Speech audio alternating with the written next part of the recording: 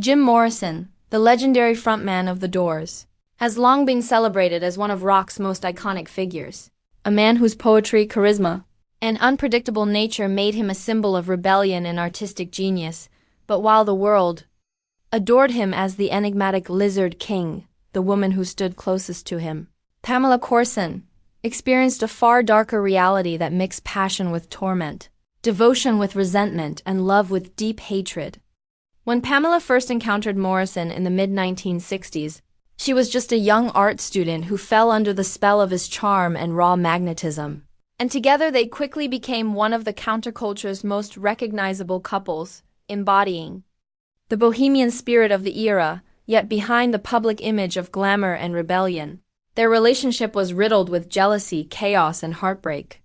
with Morrison spiraling battles with alcohol and drugs, often fueling his volatile moods that left Pamela to absorb the emotional damage. And friends of the couple remembered scenes of violent arguments, broken objects, and tearful reconciliations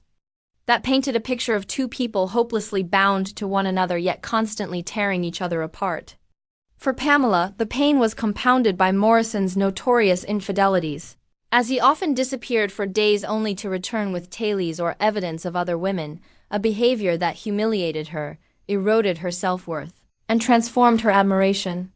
into bitterness. And while she continued to play the role of loyal partner and muse in public, in private she resented the way he dismissed her, treating her as an accessory to his legend rather than an equal,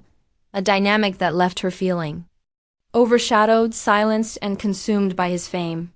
Her hatred grew not only from his betrayals but also from the destructive lifestyle he carried everywhere: wild nights of partying, substance abuse, reckless stunts that dragged her down with him and introduced her to the same addictive cycles she despised. And although she often recognized that his path was destroying them both, she remained unable to break free, admitting at times that she could not live without Jim, even as the toxicity of their bond was tearing her apart, a contradiction that defined their turbulent union. When Morrison died suddenly in Paris in 1971 at the age of 27, Pamela was left devastated, haunted by the intensity of their relationship, and burdened not only with his estate but also with the unresolved emotions of their destructive love. Speaking of him afterward with a strange mix of longing and bitterness, unable to separate her grief from the resentment she carried for the man who had simultaneously inspired and destroyed her. Tragically, Pamela herself would die just a few years later. At the age of 27, her life cut short by the very forces that had claimed Jim, leaving behind one of rock history's most tragic love stories, one defined not by romance alone but by